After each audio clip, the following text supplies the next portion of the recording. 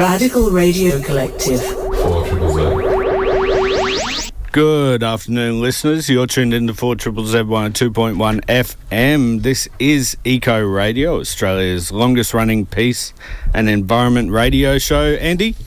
Yes, yep. I agree with that statement, 100%. We're taking over your middle of the day, middle of the week, middle of the month airwaves.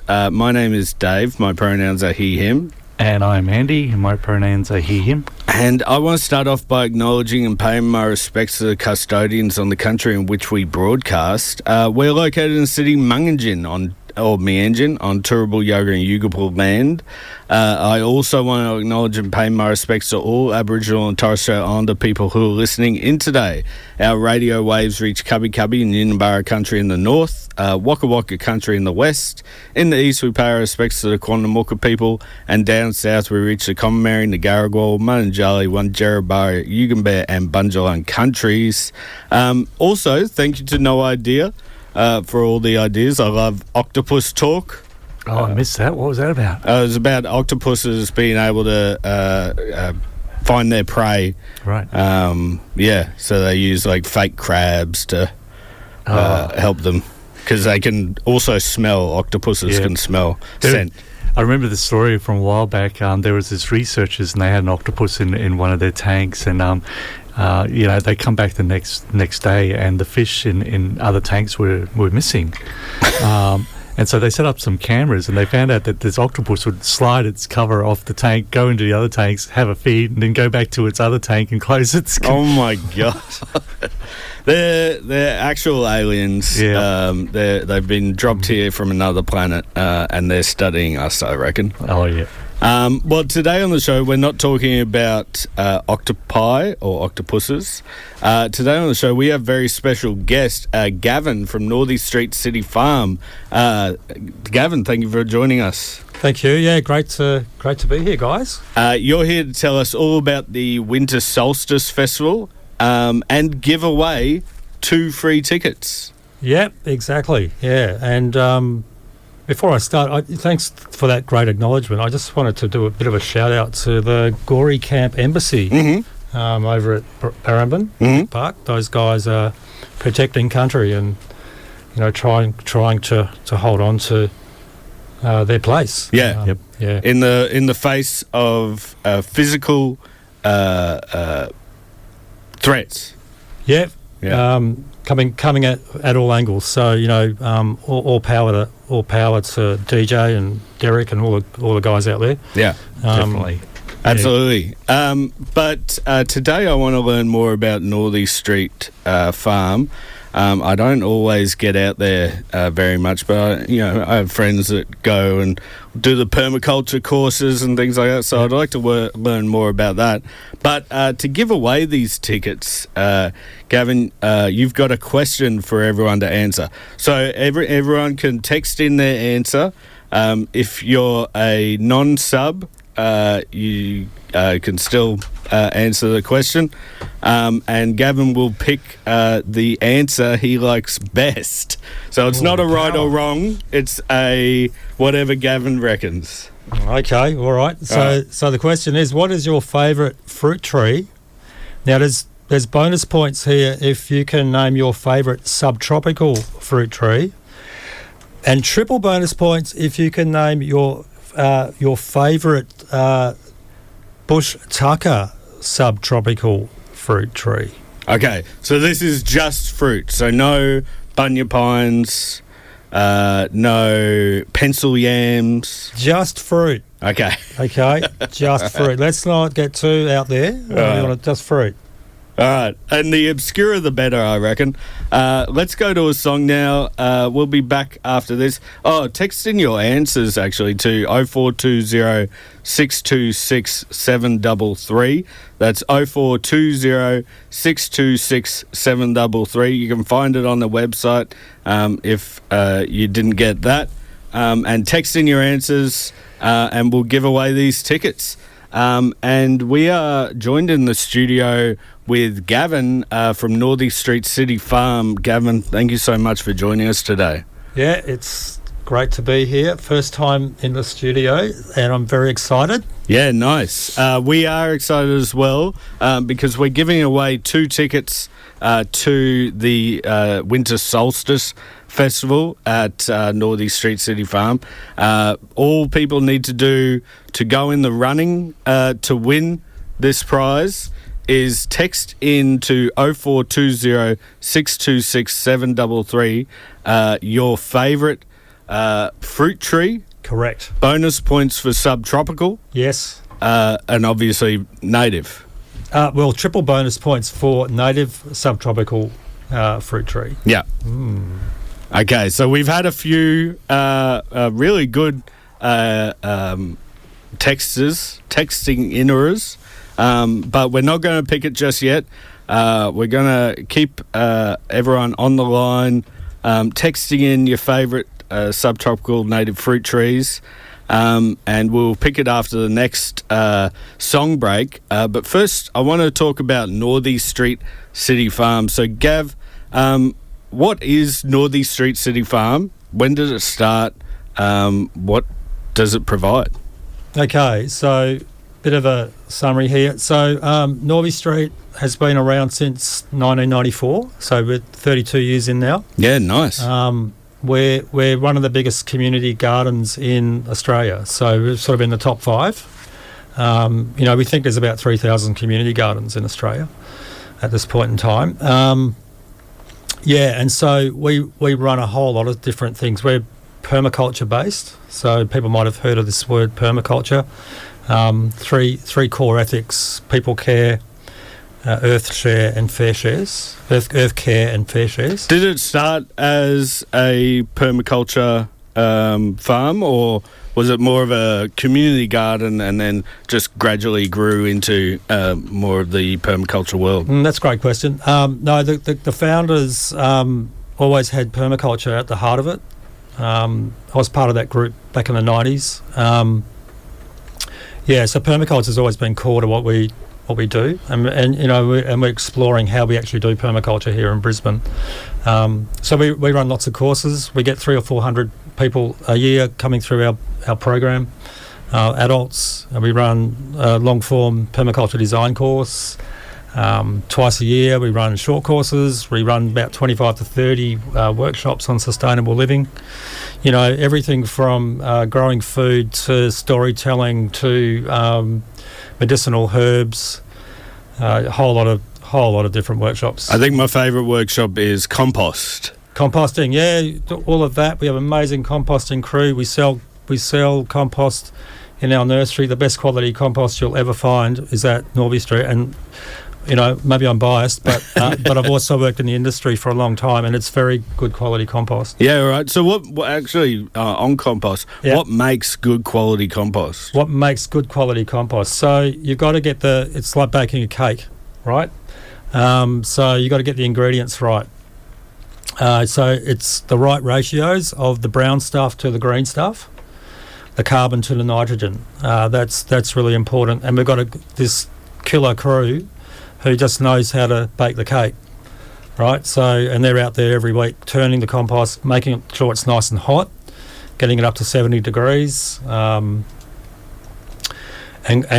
making really good quality stuff, and then sifting out the more coarse material. Mm-hmm. So we end up with a really fine quality compost. So the stuff that will break down into the plants very easily. Yeah, the plants can absorb it. So all that microbial stuff that happens in the microbiology that happens in the soil. The compost is the fuel for it. That's where we make and grow really good quality veggies and fruits.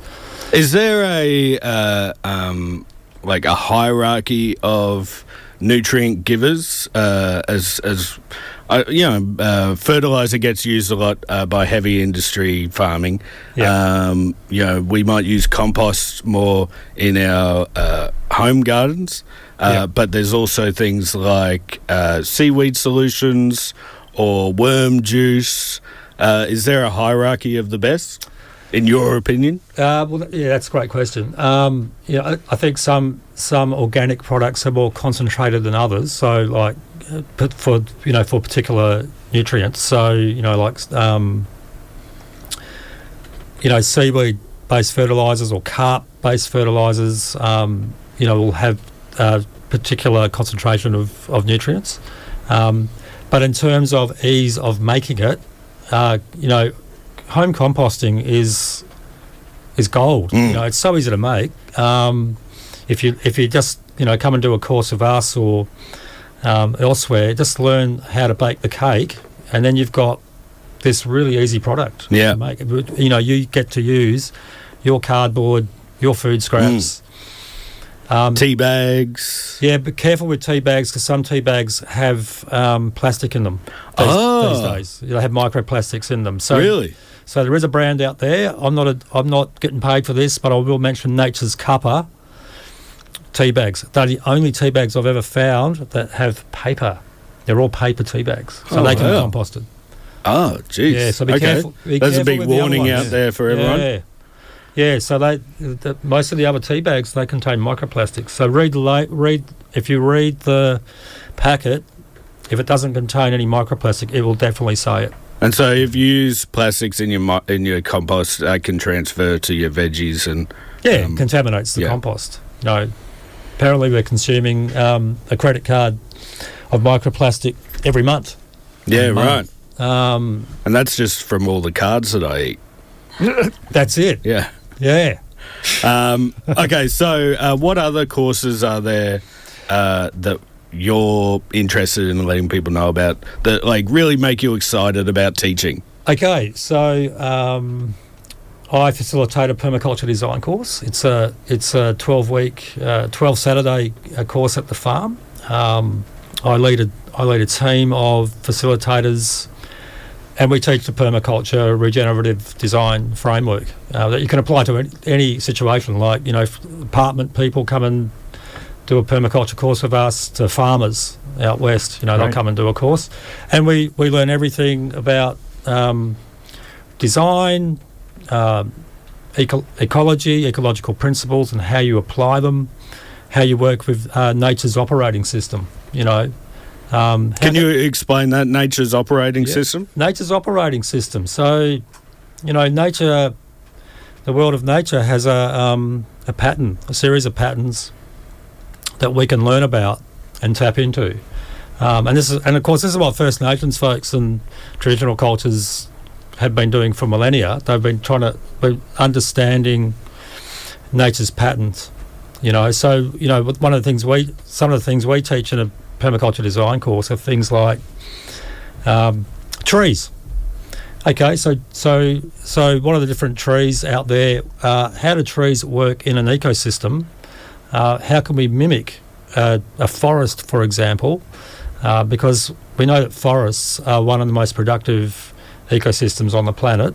Probably the more productive one is the coral reefs and the seaweed beds. But on land, forests are the most productive in terms of biomass. So how can we mimic that, right? So how can we mimic that with food plants?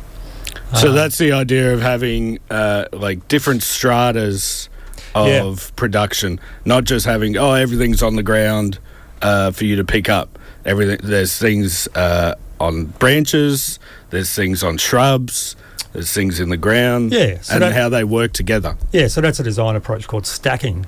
So, we grow food vertically through the different canopies that mimic what happens in a forest. So if you think about a forest, it's got 7 different layers to it. Like there's the tall canopy trees, and in a food forest that could be like a coconut. Or bunya pine. Or bunya pine, or a date palm. And then the next layer down, you've got smaller trees. That might be citrus, for example. And then you've got the shrub layer, the herbaceous layer, the ground covers, the root zone, and the vines. That all happens in a natural forest, and we can learn to mimic that pattern in a productive edible forest garden or food forest. And so there's ones around the world. There's one in Morocco they think has been going for 2,000 years. Really? Yeah, and that's an oral history, and the written history goes back 400 years in the Atlas Mountains, and that's a date palm dominated food forest with pomegranate, citrus, olives, and the next layers down. Also growing mustard, bananas. So bananas in Morocco. Think about that. Yeah, interesting. And broad beans. So very productive system. Yeah. And can we replicate that in a small section like Northey Street City Farm? Yeah. Or even small, like someone's backyard? Yeah. So we can apply the principles to really small setups. The size of a courtyard. At Northey Street, we've got 15 forest gardens. Yeah. Right. Yeah. So, and I manage just one of them, and there's a whole team of us that are working in these spaces, and they've been evolving over 30 years. They're quite young. But yeah, it is funny to think about the absolute distance of time that forests live by compared to us. Yeah, that's right. Yeah, and so there's a lot to learn, and there's a huge body of knowledge out there too to learn from, and we just continue to work. So one of the things we do at Northey Street, if people want to come down and volunteer with us and learn about this sort of system, or come into the kitchen garden and learn how to grow your veggies and your herbs and that sort of thing, or volunteer in the nursery. So we run a plant nursery. You can come and volunteer in there and learn how to do propagation and potting up and get some experience with that. So we have a huge volunteer cohort. We have 10 staff, paid staff. We're all part-time, but we totally reliant on an amazing group of volunteers. Our core volunteer group's probably 20, and the outer core is probably 50 to 100 people. Yeah, right. That are around it. Yeah, we can appreciate that at Triple Z. Yeah, absolutely. I'm just curious, like the position of Northey Street. It's almost on the boundary of the CBD, the inner city. Yeah. Has been subjected to a range of industries before it became Northey Street City Farm, and Nogra Creek floods probably every 10 years or so. How do you deal with the soil contaminations and things like that? Yeah. And it must have been a real challenge when it was first set up to try and ameliorate that the soil conditions. Yeah, so soil contamination and flooding are our two big constraints at Northey. So Northey Street is a famous place that gets on the news when it floods. We've actually had about, in the last 15 years, we've had 7 floods. Okay. Yeah, right. It's been pretty... All those 1 in 100 year floods that we're supposed to be having. Yeah, well, the 2022 rain bomb, that was massive, and then Cyclone Alfred was pretty big too, and then we've had some lesser ones as well. So we have to design around that. And when we have the floods, people respond. The community comes in. Okay. It's amazing goodwill. And we do a clean-up. So, in the last flood for Alfred, we got the place up and running again within a week. Yep. Had the farmers market going again, and the nursery, and that was because 120 people came in that week and just smashed the place. Just cleaned it up. Yep. Really, really well. So very grateful for everyone for coming in. So. And that's the goodwill we've been generating for 3 decades now. We love the people who come in; they love us, and it's Love Fest. Yeah, at Northey Street. Speaking of which, there is a winter solstice festival coming up. We're asking our listeners to send in a text to win 2 free tickets.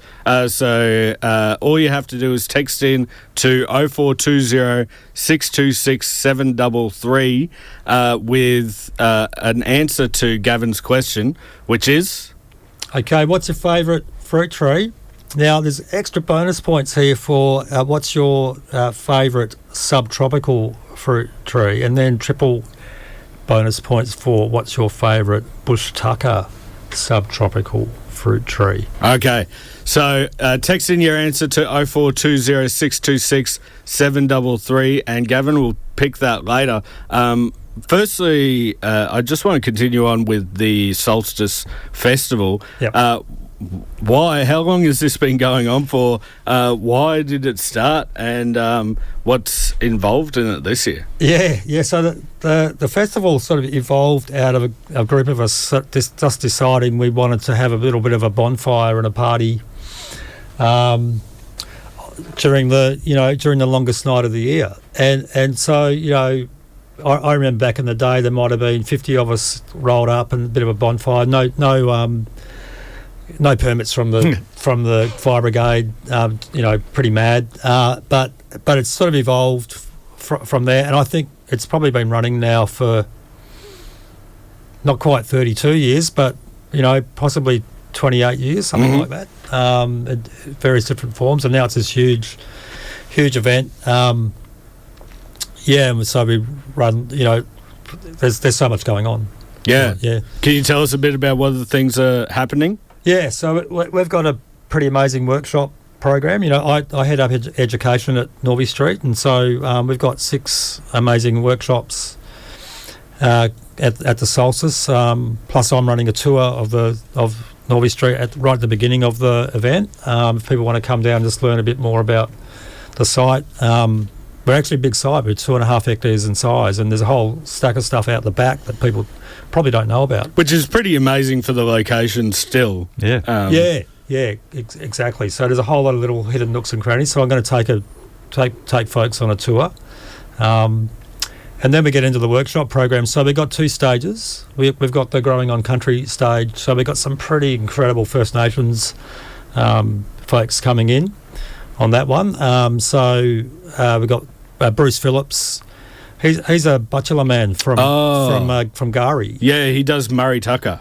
Yeah, Murray Tucker. Bruce is incredible. So Bruce will probably be collecting fresh bush tucker from up around Bribie Island, where he lives at the moment, and elsewhere, and bringing it to the festival, and people will get to have a bit of a taste. Do you have a favourite coastal bush tucker? Yeah, I've got a few. One of them is a plant called pigface. Yes. Yeah. Yeah, you've heard of it. Yep. And what you do there, you sort of pick the flower buds, and squeeze out the inside of it, and it's this sweet sour taste. Yeah. It's this really cool sweet and sour citrus sort of vitamins, not citrus, but vitamin C hit. Yeah. It also gets that salt from the sea spray and stuff. It's really interesting taste. Yes, it's one of my favourites on the coast there. So Bruce will probably bring some of that down, and some sea purslane, and a whole lot of stuff, and it just blows people away what's actually out there, at our doorstep. And he'll talk about the cultural background for his country around the plants. There's some incredible cultural stories around all of the indigenous plants. So Bruce will be with us first up, and then Sharon and Vanessa, they're coming and they're going to give us a really great talk about how we can become allies with First Nations folks. So they're talking about capacity building to decolonise. And what this idea of decolonisation is all about. It's a process around recognising the impact of British colonisation, and not only historically but right now. I would argue that what's going on at Barrambin is part of colonisation. Yeah. And so Sharon and Vanessa are going to be talking about how we can get involved in the process. It's going to be a really good session. I'm really looking forward to that. Yeah. There's also a bunch of musical guests. Yeah. I'm not so across the music, and maybe Alison? Maybe Alison can pitch in on this one. Hello, I'm also here.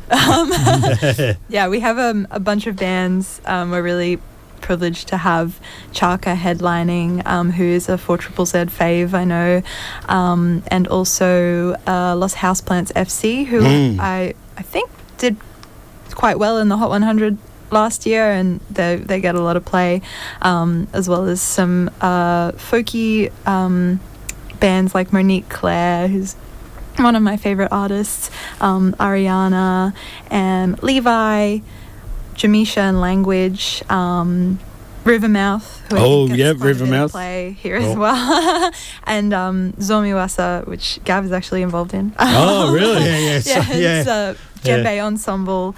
You should have remembered that one. At least, Gav.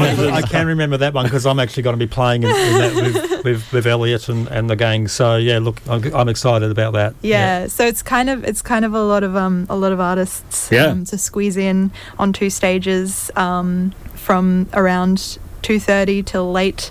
So yeah. Yeah, you're so getting a good bang for your buck, I think. that's happening Saturday, the 27th of June, and we are asking people to text in with their favourite tree fruit. Fruit tree. Bonus points if it's native. Bonus points if it's subtropical as well.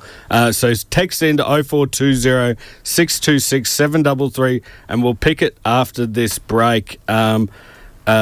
We've been talking to Gavin from the Northey Street City Farm about the Winter Solstice Festival.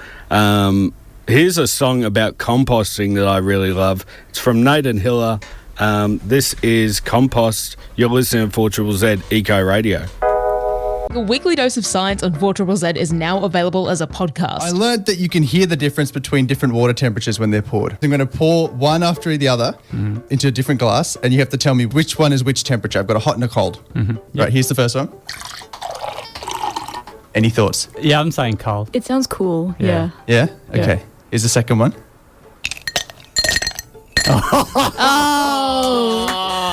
Well played. Shut up. Search No Idea 4ZZZ on your favourite podcasting app. That's spelled KNOW, like no idea. It's a visual pun on an audio platform. I don't know why we did it. This is Eco Radio. My name is Dave. Andy. I just can't see you, Dave. Yes, and Andy as well. So, And we're here with Gavin from Northey Street City Farm. Gavin, we've been talking about the Winter Solstice Festival. We've given people a chance to win 2 free tickets to the festival by texting in their favourite fruit tree, native subtropical fruit tree. So we got a bunch of fruit trees in that fit that requirement. My favourite is Davidson plum. It's a favourite of a lot of people's out there. We got some fantastic entries. Burdekin plum, which is another nice plum out there. Someone texted in brown pine, which is another kind of plum type of thing. The seeds on the outside, but that's, I would call it a plum. Podocarpus. Yep. So, yeah, we've got a few plums. We've got a few finger limes. We had midgeonberry as well. But would you like to let us know what your pick was? Yeah, I will. I just firstly just want to say about the Davidson plum. So we're sort of moving away from using Davidson. Yes, correct. Yes. Davidson, is the actual person wasn't a very nice chap. No. To First Nations folks. So we're moving away from that. We're using the term ure for the species that comes from far north Queensland. Yes. Which I think is Jerseyana, Davidsonia jerseyana, and for the one that grows around here, which I think is Puriens, we're just sort of calling at the moment rainforest plum. So that may be something for people to keep in mind. Which, is a bit difficult because there are, several rainforest plums. Yeah, I know. So I think we need to do a bit of work on what's the alternative for the one down here, but that's what we're calling it at the moment. This fits in with the whole decolonisation. It's part of it. It's absolutely. Part of that. We need to recognise historically, what has happened. So, and unfortunately, the scientific name Davidsonia will stick. Will stick. Yeah. So it's Davidson. But we can do our best to acknowledge that, or to maybe not acknowledge that these people still play a part in our vocabulary. Yeah, and this request isn't coming from me; it's coming from First Nations folks who've been working with Northey Street. So, just relaying that message to the folks.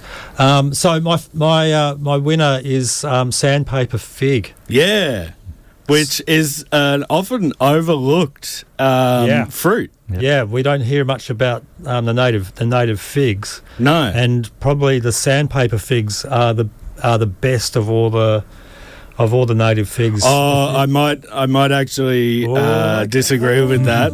So sandpaper figs, very nice if it's been a lot of rain. Yes. It does have to have a lot of rain. Yeah. But I think cluster figs might be my favourite.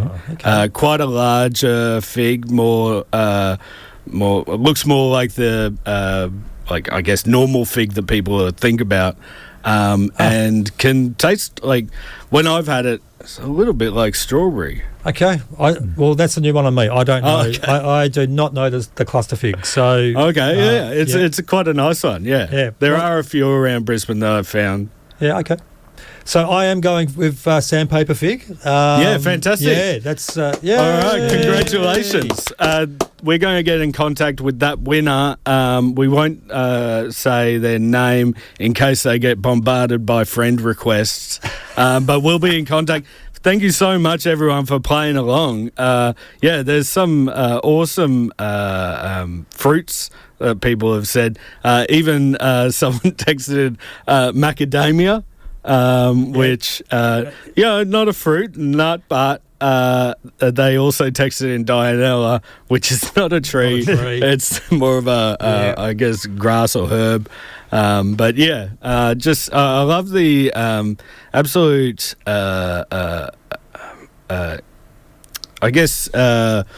knowledge that we have in the community here at 4ZZZ for native fruits and, species. Yeah, I threw out the challenge and people responded. That was great. Yeah. And if you would like to be a subscriber, your name comes up on our text line and you can win things like this Northey Street Winter Solstice giveaway. You can go to 4zzz.org.au/support and become a subscriber or possibly resubscribe, and you can do that for as little as $40 for a concession. Times are tough at the moment. We don't check IDs, so if that's all you want to give or all you can give, that's very fine. But a passionate subscriber is $140, and you get a tote and tea with that. We have had a question in which I'd like to ask you, Gavin. Who is the food at the farm for? Who are you producing for? So mostly we produce the food for the people who volunteer and staff. That's who gets most of the food. But we're open 24/7, and people come in who need a bit of tucker. They'll come in and grab some food. That's sort of okay. It'd be nice to just know who needs to come in, because we need to manage the farm. We need to manage the trees and understand what's been harvested. But we're pretty open to that. So it's great. It's sort of democratising food availability. So it's really good. Yeah. And how can our listeners find out more information about some of the courses at Northey Street? Yeah, cool. Great. Thanks for that. So I'm actually with Jackie, who's in the background here. I'm waving to hi, Jackie. Hey, Jackie. And Jackie is our amazing promotions officer. She does. I don't know. She pulls rabbits out of the hat. I don't know how she does it, but so Instagram, Facebook, we're on there. Spruiking what we do, but go to our website,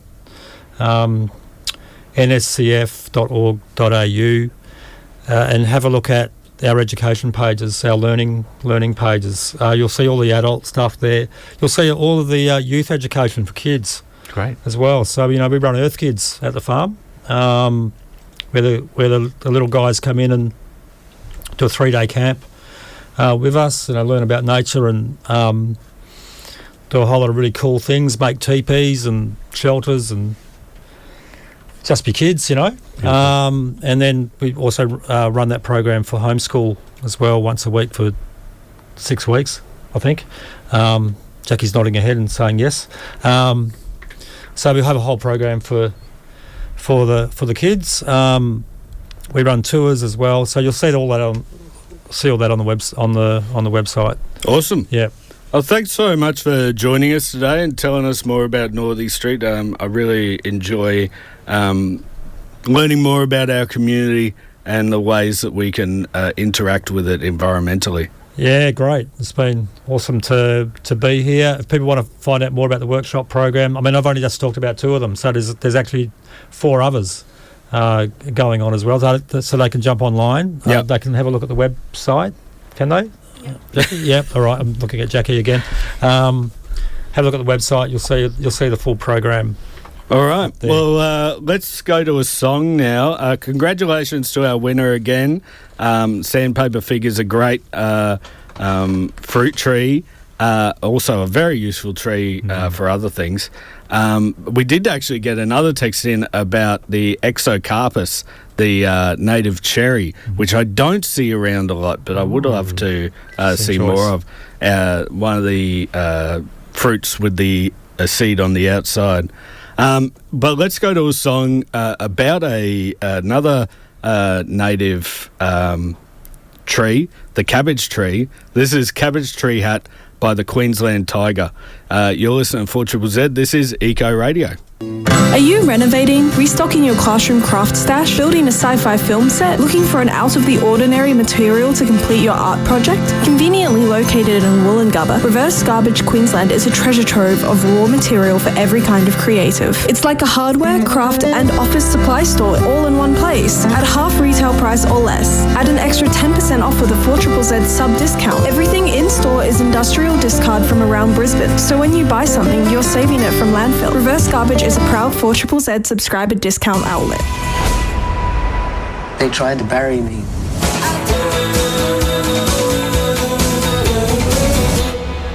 They didn't realise I was a seed.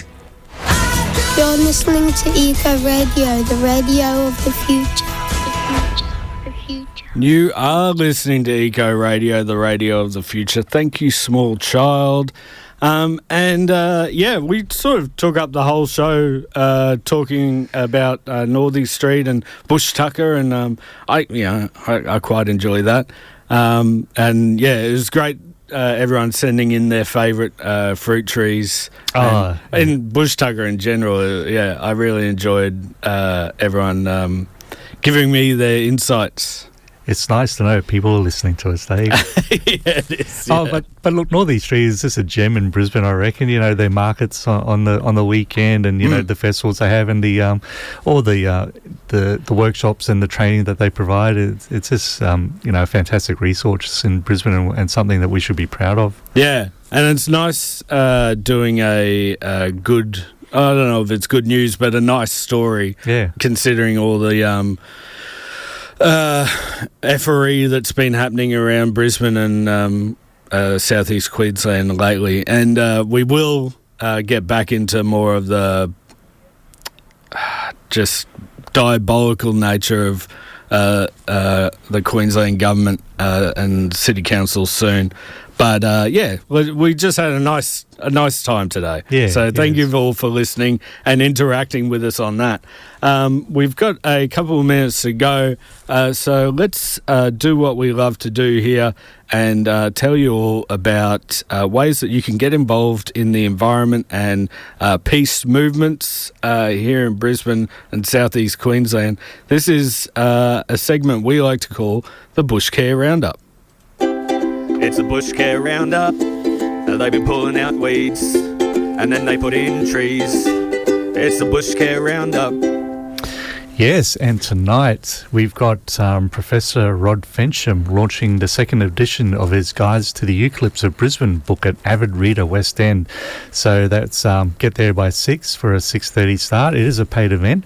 It should be interesting because Rod's taken the controversial view of sinking everything back into eucalyptus. I would love to have Rod on again to talk about this because...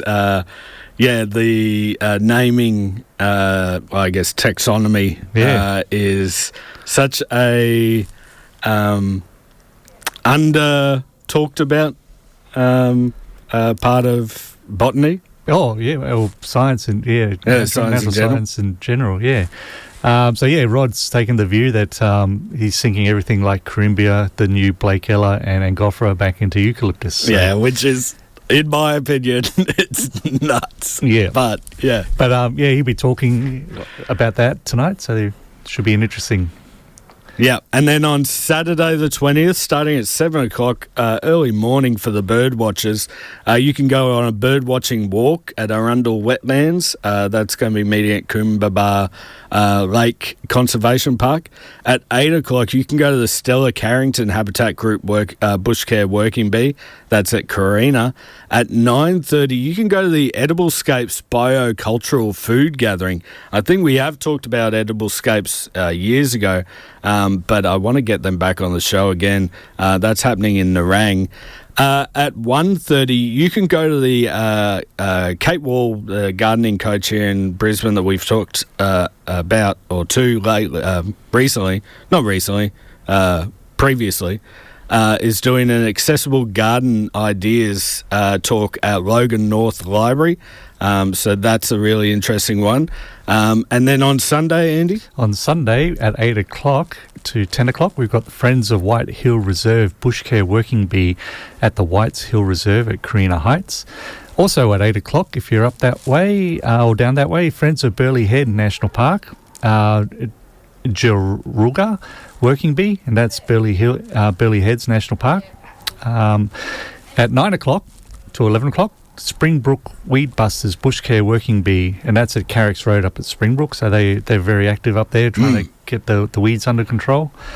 And at 2 o'clock to 4 o'clock, Bushcare and Beer at Oxy Creek Common, Rockley. Yeah, so that's a new one. The brewery that they used to go to unfortunately closed. That was Helios.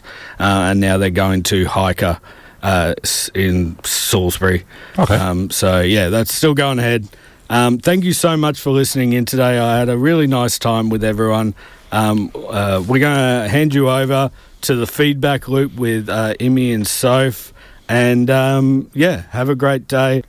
You're listening to 4ZZZ. This has been Eco Radio. 4ZZZ. Eco Radio. Radical Radio Collective. 4ZZZ.